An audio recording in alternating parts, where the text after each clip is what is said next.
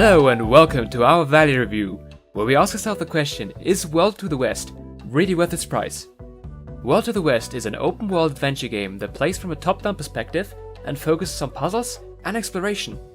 The game is developed by the Norwegian Studio Rain Games and has been released for PC, PS4, Xbox One, and the Nintendo Wii U. So let's find out if World to the West is something you should make some space in your games library for.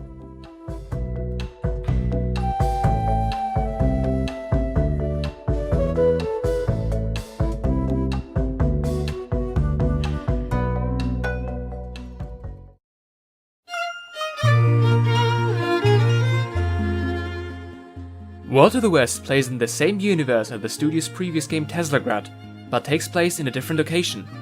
The game's main feature is the 4 different characters you get to play with. Each one has different abilities and characteristics at their disposal, which change the way they traverse the terrain greatly. There is Lumina the Teslamancer, who is the daughter of Teslagrad's protagonist. As a Teslamancer, Lumina is able to blink a short distance ahead of herself, along with firing off electric bolts from her staff. Then there is Terry the Mindbender, a young woman able to control creatures she hits with a scarf and then using their abilities to help her advance through the world. Following up is Scrappy Survivor Knaus, a young boy able to easily fit through small spaces and also to blow up stuff with dynamite. Finally, there is strongman aristocrat Lord Clonington, who is, as the name implies, very strong and able to punch himself out of every problem. His immense strength allows him to pull himself up to elevated platforms with ease, but is unable to traverse any gaps due to his weight. Each character comes with strength and limitations, and combining all of these together is the key to traversing the entire world, finding all the collectibles, and overall completing the game.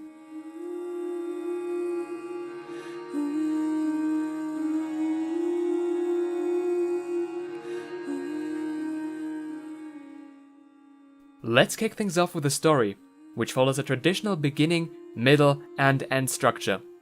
The game starts off introducing all the characters, their abilities, their backgrounds, and their motivations separately. This part of the game is done very well. You're always given enough time to learn about the mechanics and circumstances, yet you will always get something fresh and new at the right time to keep you engaged. During the middle, the characters are introduced to one another, and you are able to enjoy some of the dialogue between them. There is fairly little of it though, since all the characters seem to go on their own adventure, which sometimes coincide to get past an obstacle. The game even implies that this happens concurrently story-wise at some points. But, in terms of gameplay, you only control one character at a time, while the others are waiting patiently at the checkpoint. The middle of the game is also where the main goal is presented to you. We want to give away as little as possible here, but from this point on, the story is fairly straightforward. It is still very enjoyable, makes sense of the situation, and overall accomplishes what it set out to do. Moving on to the atmosphere, which is one of the strongest parts of the game. The cel-shaded art style is beautiful, the world map is hand-drawn, and overall, the models and animations fit together very well. Another point that has blown us away is the music created for this game. Its presentation is always top-notch, and there are some soundtracks that truly stand out, which even compete with the level of quality from AAA games.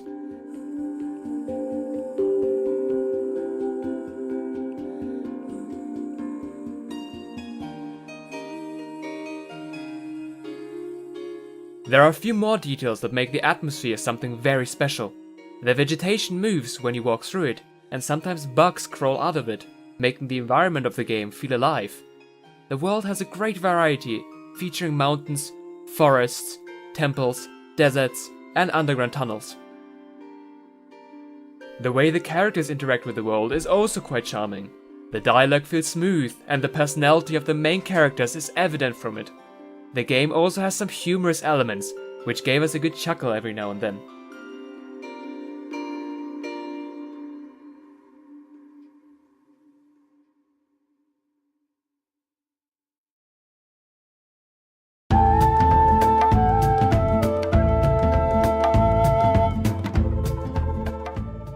The main focus of the game is the exploration and the puzzles, As mentioned earlier, the game plays as if the 4 characters went on their own separate journey, with each one of them having to hit the checkpoints, represented by the totems, individually to enable them as fast travel points.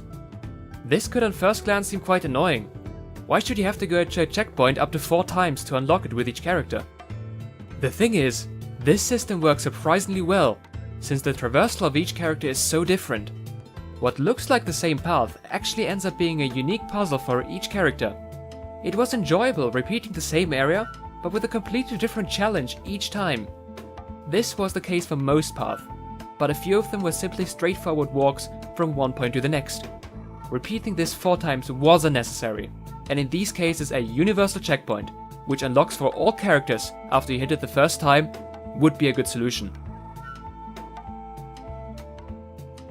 The game wants you to explore to take in all that it has to offer, which is why it locks progression at some points until you have collected a certain amount of scrolls. Scrolls can be found at slightly hidden locations, and usually take a challenge to obtain them. Gating of progression can be seen as a downside if you simply want to rush through the game from beginning to the end. If someone is concerned about having to aimlessly wander about the world looking for the collectibles, there is something to make you help find them, which you can read up about in a spoiler box in our written review on our website. There is something to criticize about the world though. Due to its top-downish viewpoint, it can become quite a challenge to differentiate between the 3-dimensional layers of the world. This is something the developers should try and do better, by for example putting in some extra shadows to emphasize them. In some few cases, it has resulted in falling down a hole, which therefore stresses the necessity of a better implementation.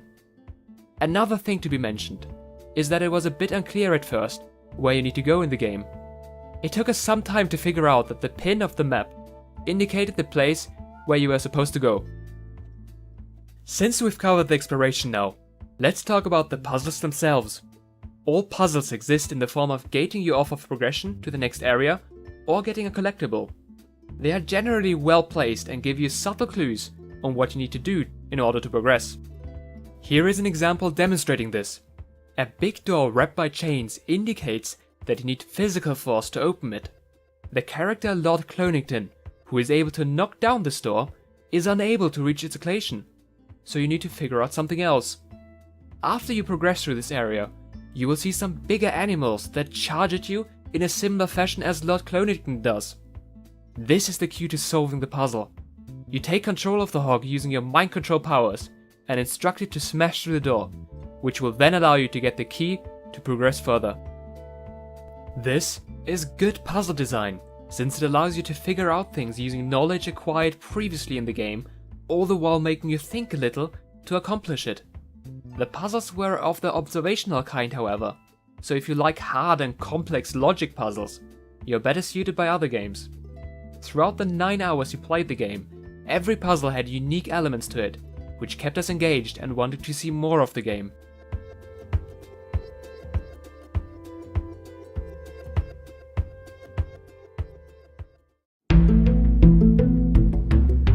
Let's get to the next topic, which is about the controls for the movement and the combat in this game. Every single character has nice walking animations, and their unique traversal abilities add to the variety of the game. This makes the movement itself become fun, and enables the game to be more about the journey rather than the destination, and therefore increase the enjoyment throughout the entirety of the playtime. The movement is fun, but unfortunately, the combat could be a lot better. It can feel very sluggish and even unresponsive, which is due to the abilities being very slow. A perfect example would be Knaus' dynamite. It takes around a second for him to take it out and put it on the ground. Bomberman would be a lot more frustrating if there is a 1 second delay between pressing the button and placing a bomb on the floor. Another example would be using your attack buttons.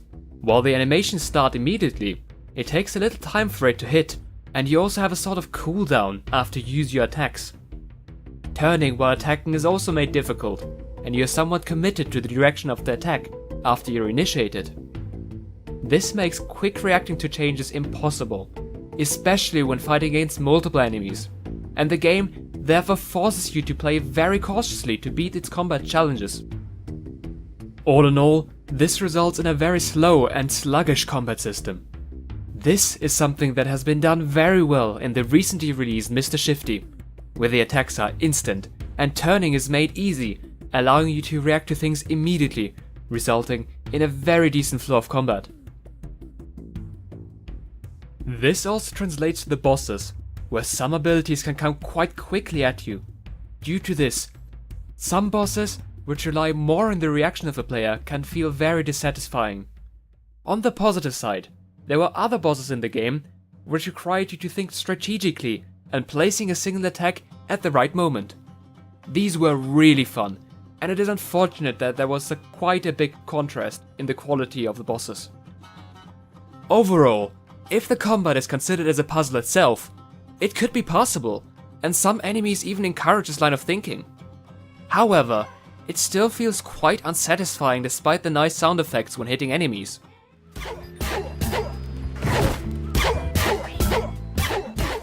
All in all, the combat of the game is what can be most improved upon, and the game could easily get a good bump in the score if that were the case.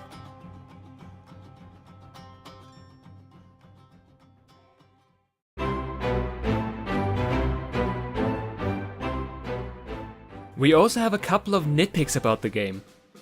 Holding the control stick up to enter a cave could result in you returning to the same place right afterwards.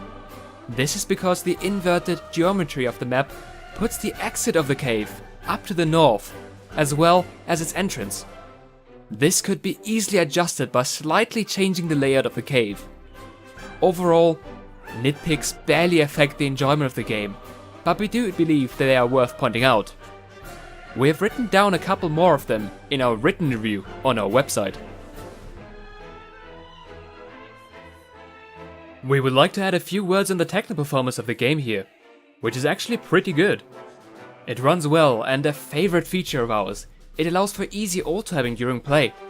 However, it did have quite a few minor bugs, which you can see being played here.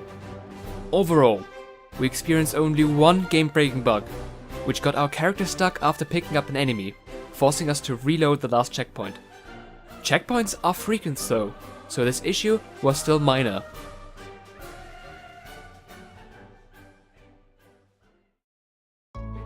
Let's get to what you're really here for, and analyze the value of the game by comparing it to Snake Pass, which you previously valued at $17. Both got us around 9 hours on a standard playthrough.